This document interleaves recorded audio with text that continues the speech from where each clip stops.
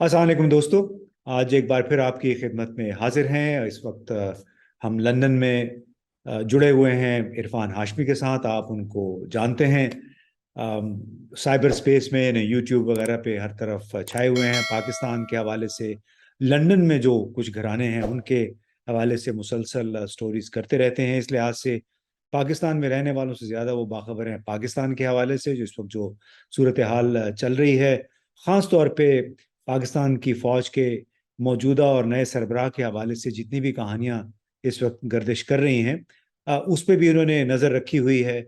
और इसके साथ साथ इन्होंने ये भी देखा कि 3 साल के बाद अब नवाज शरीफ साहब निकले हैं यूरोप यात्रा पे अपनी फैमिली के हमरा।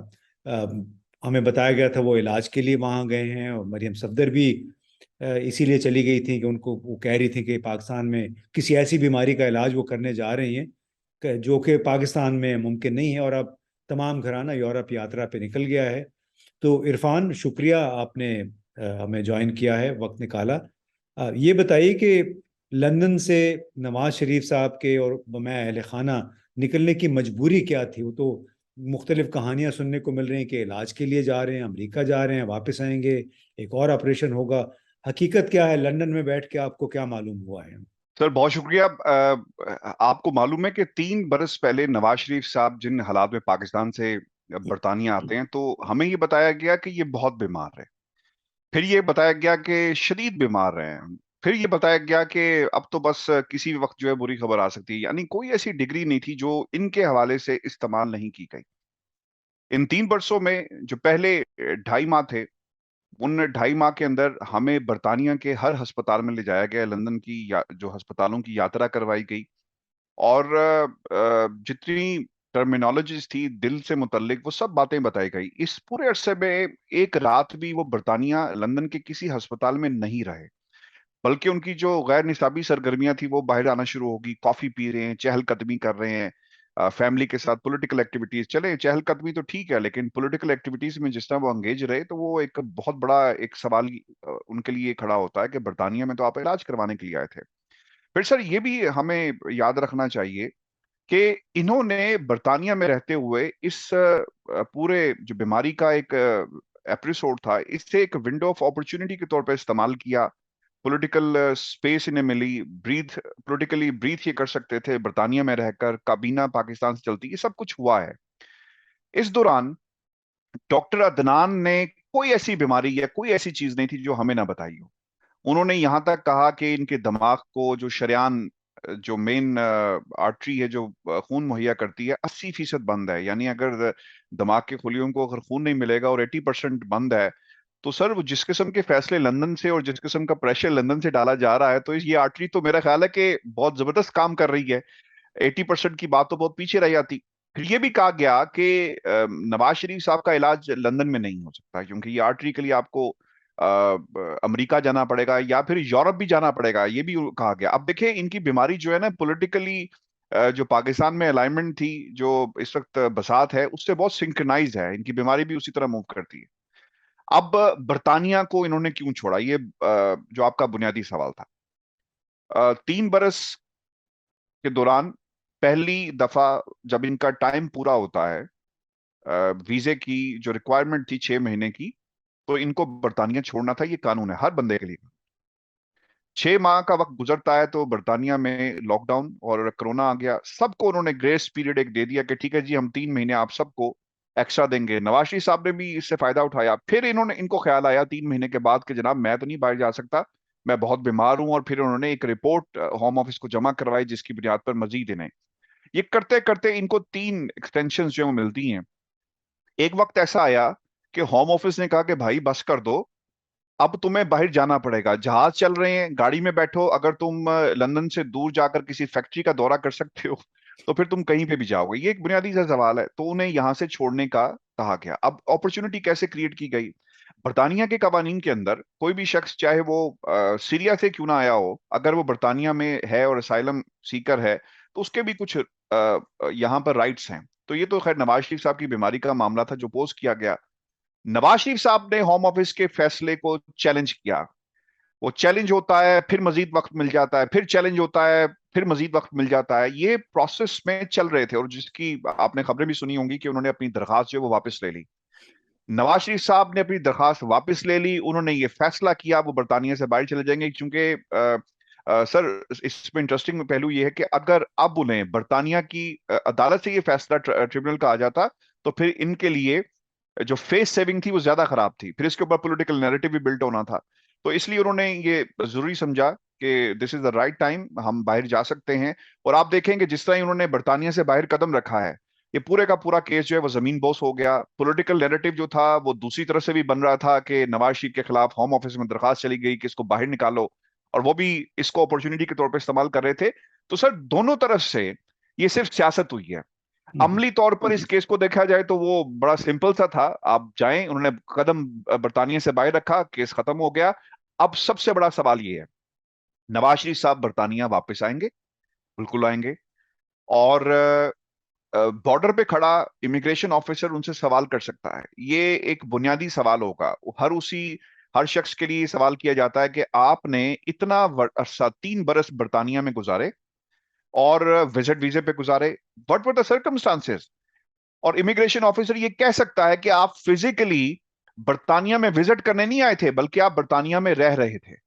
इनको सब डिक्लेयर जो है बॉर्डर पे करना पड़ेगा। और अगर होम ऑफिस का जो नुमाइंदा है, इमिग्रेशन ऑफिसर, जब आप बर्तानिया में एंटर होते हैं जो काउंटर पे, अगर वो ये समझेगा तो इनको कह सकता है कि मैं आपका जो 10 साल का वीजा है उसे रिवॉक कर रहा हूँ, and go back to your country.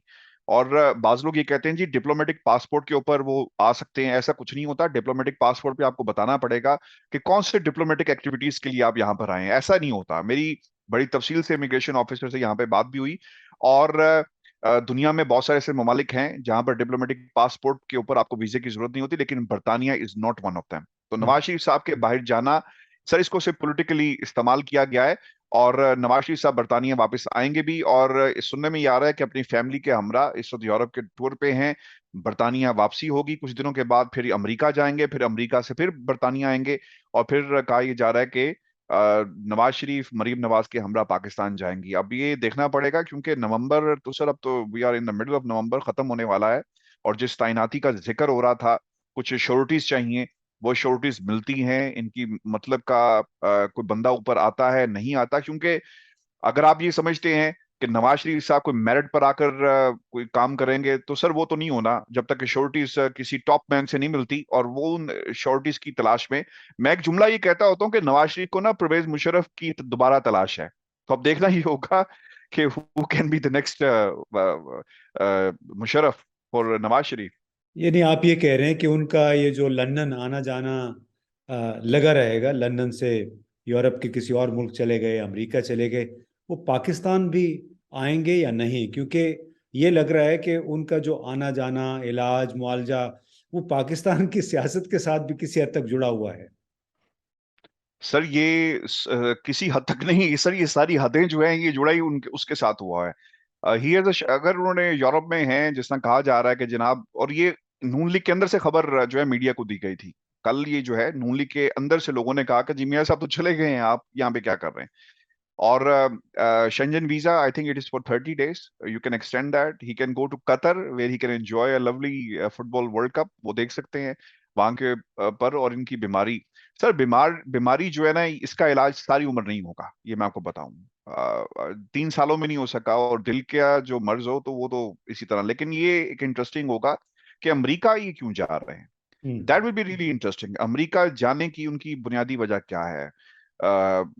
क्या वो जाकर थोड़ा सा पॉलिटिकली अमेरिका की में जो उनकी आमद होगी उसको पॉलिटिकली इस्तेमाल करेंगे, और सपोर्ट हमदर्दियां समेटने की कोशिश करेंगे पॉलिटिकल कैनवस के ऊपर? तो ये इंटरेस्टिंग है कि वो अमेरिका जाकर किस किस्म की अपनी पोजीशन को जो इस्तेमाल करते हैं। अब मैं आपको एक छोटी सी एग्जांपल देता हूँ। उनकी हमारे एडवाइजर भी दोस्त, तो खैर साथ है, उनको जरूर वो बताएंगी कि आपने अभी खुद को कैसे पोजीशन करना है, चाचा जान को कैसे ट्रम्प करना है, और अपने कजिन को। क्योंकि वो तो लगता ये है कि अब ये कोई खानदान के अंदर ये लड़ाई छिड़ गई है कि छोटे भाई किसी और को पसंद करते हैं, बड़े भाई की चॉइस कोई और है, और उसकी वजह से समरी, सो कॉल्ड समरी का किस्सा भी जो है वो ताखीर का शिकार हो रहा है। बिल्कुल सर, समरी ताखीर का शिकार हो रहा है। अमरीका की जो बात मैं कर रहा था, हमारे बहुत सारे सहाफी ना व्हाइट हाउस के बाहर खड़े होकर तस्वीरें उतरवाकर पाकिस्तान में आकर ना उस तस्वीर को बहुत एक्सप्लॉइट करते हैं। पॉलिटिशियंस भी करते हैं, वो ऐसा तासुर देते हैं कि शायद व्हाइट हाउस में उनकी मुलाकात जो बाइडेन से हो गई है। तो नवाज शरीफ साहब का अमेरिका जाकर शायद वो इस किस्म का पोस्ट करने की कोशिश करें।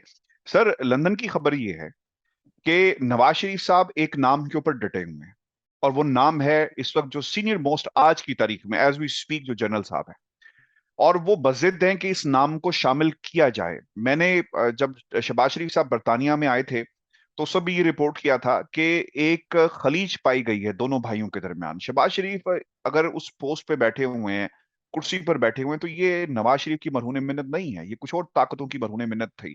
तो अब सर उन्होंने तकाजा भी तो करना है ना कि हमने तुम्हें कुर्सी पे बैठाया और तुम कहां पर स्टैंड करते हो। तो इस वक्त ये जो गेम फंसी है ना सर, ये नवाज शरीफ, जीएचक्यू और फिर शहबाज शरीफ, इनके दरमियान एक चल रहा है, एक टग ऑफ वॉर हमें नजर आ रही है। अब देखना ये कि नाम किसका जाता है। लंदन बड़ा क्लियर है कि आप फलां बंदे को लेकर आए, और फिर उसके साथ मरीम नवाज का मुस्तकबिल भी जुड़ा हुआ है।